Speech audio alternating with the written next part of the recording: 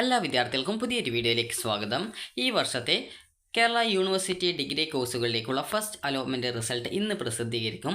ഇന്ന് വൈകുന്നേരം 5 മണിയോടെയാണ് വിദ്യാർത്ഥികളുടെ ഫസ്റ്റ് അലോട്ട്മെൻറ്റ് റിസൾട്ട് പ്രസിദ്ധീകരിക്കുക. വിദ്യാർത്ഥികൾക്ക് admissions.keralauniversity.ac.in/FIUGP 2025/index.php എന്നുള്ള പേജ് വഴി നിങ്ങൾക്ക് നിങ്ങളുടെ ഫസ്റ്റ് അലോട്ട്മെൻറ്റ് റിസൾട്ട് പരിശോധിക്കാവുന്നതാണ്. അപ്പോൾ ഫസ്റ്റ് അലോട്ട്മെൻറ്റ് ലഭിക്കുന്ന വിദ്യാർത്ഥികൾക്ക് ടെമ്പററി അഡ്മിഷൻ അതുപോലെ തന്നെ പെർമനൻറ്റ് അഡ്മിഷൻ എന്നിങ്ങനെ 2 തരത്തിൽ ആണ് അഡ്മിഷൻ നേടാനായിട്ട് സാധിക്കുക. അതുപോലെ തന്നെ വിദ്യാർത്ഥികൾക്ക് അഡ്മിഷൻ നേടാനുള്ള ആ ഒരു അവസരം എന്ന് പറയുന്നത് ജൂൺ 19, 20, 21, 23 തീയതികളായിട്ടാണ്. അപ്പോൾ ഈ ഒരു ദിവസങ്ങളിൽ നിങ്ങളുടെ അലോട്ട്മെൻറ്റ് മെമ്മോയിൽ ഏത് ദിവസമാണ് നിങ്ങൾ അഡ്മിഷൻ നേടാൻ പറഞ്ഞിട്ടുള്ളത് ആ ഒരു ദിവസം വിദ്യാർത്ഥികൾ പോയിട്ട് അഡ്മിഷൻ എടുക്കേണ്ടതാണ്.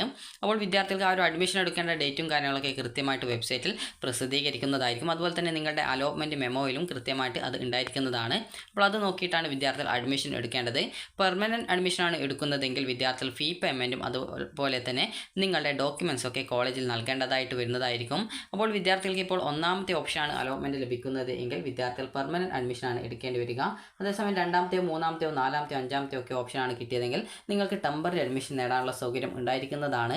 നിങ്ങൾക്ക് ആ ഒരു കിട്ടിയ ഓപ്ഷനിൽ പെർമനൻറ്റ് അഡ്മിഷൻ എടുക്കണം എന്നുണ്ടെങ്കിൽ നിങ്ങൾക്ക് അങ്ങനെ പെർമനൻറ്റ് അഡ്മിഷൻ എടുക്കാവുന്നതാണ്. ഇപ്പോൾ ഒരു ഉദാഹരണത്തിന് എനിക്കിപ്പോൾ അഞ്ചാമത്തെ ഓപ്ഷനാണ് കിട്ടിയത്, എനിക്ക് അവിടെ പെർമനൻറ്റ് അഡ്മിഷൻ മതിയെങ്കിൽ അവിടെ പെർമനൻറ്റ് അഡ്മിഷൻ എടുക്കാം. എന്നാൽ ആ ഒരു പെർമനൻറ്റ് അഡ്മിഷൻ എടുക്കുന്ന സമയത്ത് ശ്രദ്ധിക്കേണ്ടത് എൻ്റെ ഹയർ ഓപ്ഷൻസ്, അതായത് ഈ ഒരു കിട്ടിയ ഓപ്ഷൻ്റെ മുകളിലുള്ള ബാക്കി ഓപ്ഷൻ, ഇപ്പോൾ അഞ്ചാമത്തെ ഓപ്ഷൻ കിട്ടിയാൽ 1 മുതൽ 4 വരെയുള്ള ഓപ്ഷനുകൾ അവിടെ ബാക്കി ഉണ്ടാകും. അപ്പോൾ അതിനെ വേണ്ട എന്നുണ്ടെങ്കിൽ അത് റിമൂവ് ചെയ്ത് കൊടുക്കാവുന്നതും ആണ്.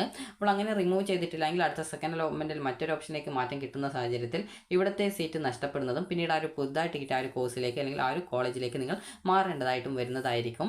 അപ്പോൾ വിദ്യാർത്ഥികൾ ശ്രദ്ധിക്കേണ്ട പ്രധാനപ്പെട്ട കാര്യം, ഒന്നാമത്തെ ഓപ്ഷൻ കിട്ടുന്ന വിദ്യാർത്ഥികളാണ് നിർബന്ധമായിട്ടും പെർമനൻറ്റ് അഡ്മിഷൻ എടുക്കേണ്ടത്. ബാക്കിയുള്ളവർക്ക് ടെമ്പററി അഡ്മിഷൻ എടുക്കാം. ആവശ്യമുള്ളവർക്ക് പെർമനൻറ്റ് അഡ്മിഷൻ എടുത്തുകൊണ്ട് ഹയർ ഓപ്ഷൻസ് ഉണ്ടെങ്കിൽ അത് റിമൂവ് ചെയ്ത് കൊടുക്കാവുന്നതുമാണ്. ഇനി വിദ്യാർത്ഥികൾ ശ്രദ്ധിക്കേണ്ട പ്രധാനപ്പെട്ട കാര്യം എന്ന് പറയുന്നത്, നിങ്ങൾ അഡ്മിഷനായിട്ട് പോകുന്ന സമയത്ത് നിങ്ങൾ പെർമനൻറ്റ് അഡ്മിഷനാണ് നേടുന്നതെങ്കിൽ വിദ്യാർത്ഥികൾ കൃത്യമായിട്ട് കോളേജിൽ കോൺടാക്റ്റ് ചെയ്ത് അഡ്മിഷൻ സമയത്ത് എത്ര രൂപയാണ് ഫീസ് ഇനത്തിൽ അടക്കേണ്ടി വരിക എന്നുള്ളത് കൃത്യമായിട്ട് ചോദിച്ച് മനസ്സിലാക്കേണ്ടതാണ്.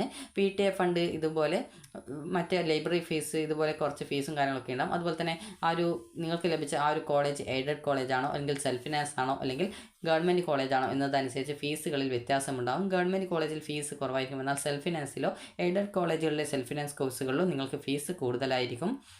അപ്പോൾ അതുകൊണ്ട് തന്നെ അലോട്ട്മെൻറ്റ് ലഭിച്ച് പെർമനൻറ്റ് അഡ്മിഷൻ നേടാൻ പോകുന്ന വിദ്യാർത്ഥികൾ നിർബന്ധമായിട്ടും കോളേജിൽ കോൺടാക്റ്റ് ചെയ്ത് ഫീ ഡീറ്റെയിൽസും കാര്യങ്ങളൊക്കെ കൃത്യമായിട്ട് ചോദിച്ച് മനസ്സിലാക്കേണ്ടതാണ്.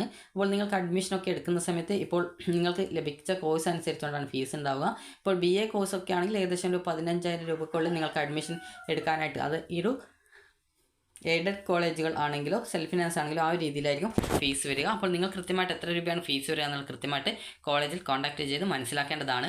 ഇനി ടെമ്പററി അഡ്മിഷനാണ് നിങ്ങൾ നേടുന്നതെങ്കിൽ നിങ്ങൾക്ക് ഡോക്യുമെൻറ്റ്സിൻ്റെ കൂടെ തന്നെ നിങ്ങളുടെ ആ ഒരു അലോട്ട്മെൻറ്റ് മെമ്മോയും അതുപോലെ തന്നെ ഫീസ് വേണ്ട, ടെമ്പററി അഡ്മിഷന് ഫീസൊന്നും കോളേജിൽ കൊടുക്കേണ്ട ആവശ്യമില്ല. ജസ്റ്റ് നിങ്ങളുടെ ഡോക്യുമെൻറ്റ്സും അതുപോലെ അലോട്ട്മെൻറ്റ് മെമ്മോയും മാത്രം മതി.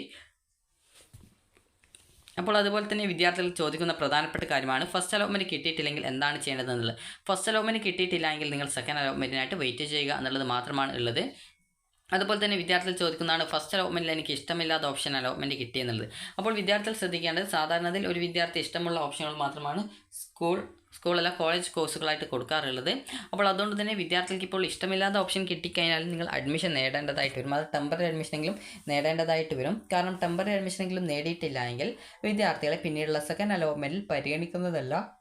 അപ്പോൾ അതുകൊണ്ട് തന്നെ വിദ്യാർത്ഥികൾ ശ്രദ്ധിക്കേണ്ട കാര്യം, നിങ്ങൾക്ക് ഇപ്പോൾ കിട്ടിയുള്ള ഓപ്ഷനിൽ നിങ്ങൾക്ക് ടെമ്പററി അഡ്മിഷൻ എടുക്കാവുന്നതാണ്. അതായത് ഇപ്പോൾ 1, 2, 3 ഈ ഒരു രീതിയിൽ എനിക്ക് ഒരു 5ാമത്തെ ഓപ്ഷനാണ് കിട്ടിയത്, എന്നാൽ എനിക്ക് ഈ ഒരു ഓപ്ഷൻ തീരെ താല്പര്യമില്ല, എനിക്ക് താല്പര്യമുള്ള ഓപ്ഷൻ 2ാമത്തെ ഓപ്ഷനാണ്. അപ്പോൾ അങ്ങനെയെങ്കിൽ ഞാൻ ഇവിടെ ചെയ്യേണ്ടത് ടെമ്പററി അഡ്മിഷൻ നേടുക. അതിനുശേഷം ഹയർ ഓപ്ഷൻസിൽ ഈ ഒരു 3ാമത്തെയും 4ാമത്തെയും വേണ്ട, അപ്പോൾ അതുകൊണ്ട് അതിനെ റിമൂവ് ചെയ്യുന്നു. അതിനുശേഷം ഈ ഒരു 2ാമത്തെ ഓപ്ഷനിൽ അടുത്ത അലോട്ട്മെൻറ്റ് വരുന്ന സമയത്ത് എനിക്ക് അലോട്ട്മെൻറ്റ് കിട്ടുകയാണെങ്കിൽ ആ ഒരു 2ാമത്തെ ഓപ്ഷനിൽ പോയിട്ട് അവിടെ പെർമനൻറ്റ് അഡ്മിഷൻ എടുക്കാം.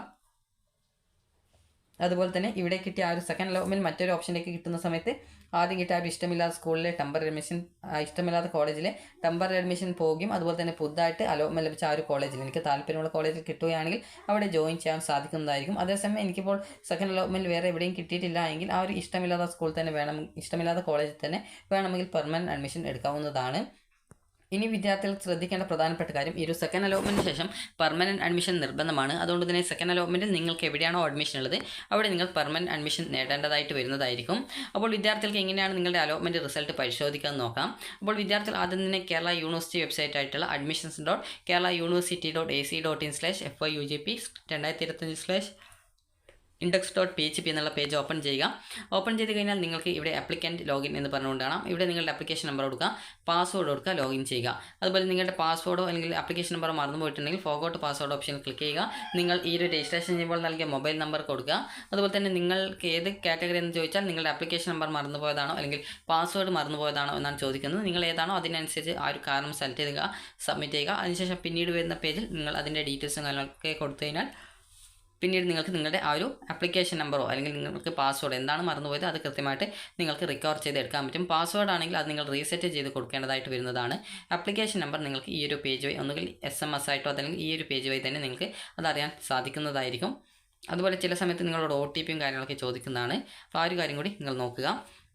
അപ്പോൾ അതുപോലെ തന്നെ നിങ്ങൾക്ക് ഫസ്റ്റ് അലോട്ട്മെൻറ്റ് വന്നു കഴിഞ്ഞാൽ നിങ്ങൾ എപ്പോഴൊക്കെയാണ് പോയിട്ട് അഡ്മിഷൻ എടുക്കേണ്ടത് എന്നുള്ള കാര്യങ്ങളൊക്കെ നിങ്ങൾക്ക് ഈ ഒരു വെബ്സൈറ്റിൽ കൃത്യമായിട്ട് അത് രേഖപ്പെടുത്തുന്നതാണ്. അപ്പോൾ വിദ്യാർത്ഥികൾ ശ്രദ്ധിക്കേണ്ട പ്രധാനപ്പെട്ട കാര്യം എന്ന് പറയുന്നത് നിങ്ങൾക്ക് അലോട്ട്മെൻറ്റ് കിട്ടിയിട്ടുണ്ടെങ്കിൽ വിദ്യാർത്ഥികൾ ഒരു ജൂൺ 19, 20, 21, 23 തീയതികളായിട്ട് അഡ്മിഷൻ നേടുക.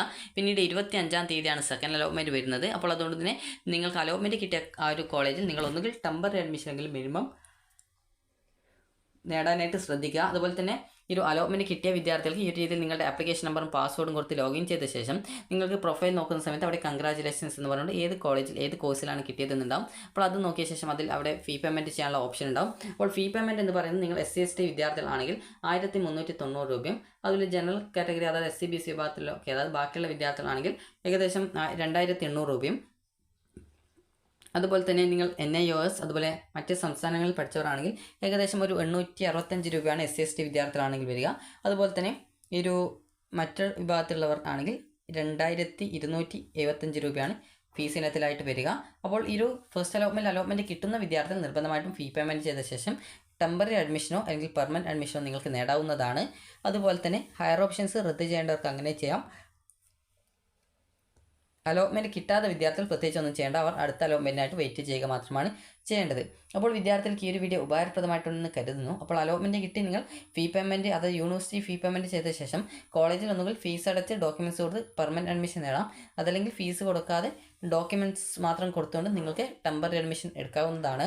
അപ്പോൾ വിദ്യാർത്ഥികൾക്ക് പിന്നീട് സെക്കൻഡ് അലോട്ട്മെൻറ്റ് വന്നതിന് ശേഷം പിന്നീട് ഈ ഒരു ടെമ്പററി അഡ്മിഷൻ എടുത്ത കോളേജിലും നിങ്ങൾ നേരിട്ട് പോയിട്ട് അവിടെ ആ ഒരു സെക്കൻഡ് അലോട്ട്മെൻറ്റ് മാറ്റമൊന്നും ഇല്ലെങ്കിൽ ഇപ്പോൾ അഡ്മിഷൻ നേടിയ ആ ഒരു കോളേജിൽ തന്നെ പോയിട്ട് പെർമനൻറ്റ് അഡ്മിഷൻ എടുക്കാവുന്നതാണ്. അതുപോലെ സെക്കൻഡ് അലോട്ട്മെൻറ്റിൽ വേറൊരു കോളേജ് കിട്ടുകയാണെങ്കിൽ ആ ഒരു പുതുതായിട്ട് കിട്ടിയ കോളേജിലായിരിക്കും നിങ്ങളുടെ അഡ്മിഷൻ ഉണ്ടായിരിക്കുക. അതുകൊണ്ട് തന്നെ ഇപ്പോൾ കിട്ടിയ ഓപ്ഷൻ തന്നെ മതി എന്നുള്ളവർ ഹയർ ഓപ്ഷൻസ് റദ്ദ് ചെയ്ത് കൊടുക്കാൻ ശ്രദ്ധിക്കേണ്ടതാണ്. അപ്പോൾ വിദ്യാർത്ഥികൾക്ക് ഈ ഒരു വീഡിയോ ഉപകാരപ്രദമായിട്ടുണ്ടെന്ന് കരുതുന്നു. ഉപകാരപ്രദമായിട്ടുണ്ടെങ്കിൽ ലൈക്ക് ചെയ്യുക, ഷെയർ ചെയ്യുക. Thank you for watching.